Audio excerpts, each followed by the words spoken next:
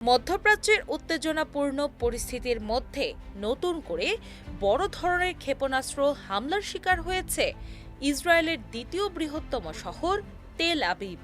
ইরানের সর্বশেষ হামলায় শহরের বিভিন্ন গুরুত্বপূর্ণ এলাকায় একাধিক ক্ষেপণাস্ত্র আঘাত হেনেছে বলে জানিয়েছে কাতার ভিত্তিক সংবাদ মাধ্যম আল জাজিরা, যা ইসরায়েলি গণমাধ্যমের বরাত দিয়ে এই তথ্য প্রকাশ করেছে। হামলার সময় তেল আবিবের আকাশে একের পর এক বিস্ফোরণের শব্দ শোনা যায়, যা মুহূর্তের মধ্যে আতঙ্ক ছড়িয়ে দেয় নগর জুড়ে। অনেক বাসিন্দা নিরাপদ আশ্রয়ের খোঁজে দৌড়াতে থাকেন, আবার কেউ কেউ আশ্রয় কেন্দ্রে ছুটে যান।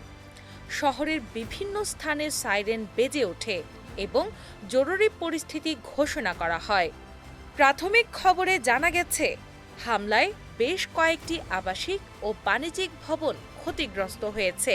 কোথাও কোথাও ভবনের অংশবিশেষ ধসে পড়েছে এবং জানালার কাঁচ ভেঙে রাস্তা জুড়ে ছড়িয়ে পড়েছে।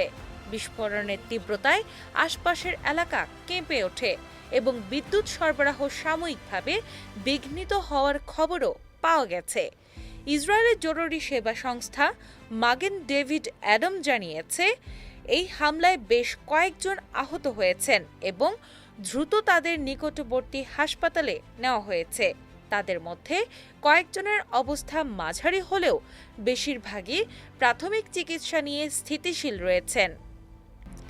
সংস্থাটি জানিয়েছে, এখন পর্যন্ত কোনো মৃত্যুর খবর পাওয়া যায়নি, তবে পরিস্থিতি পর্যবেক্ষণ করে নিয়মিত আপডেট দেওয়া হচ্ছে।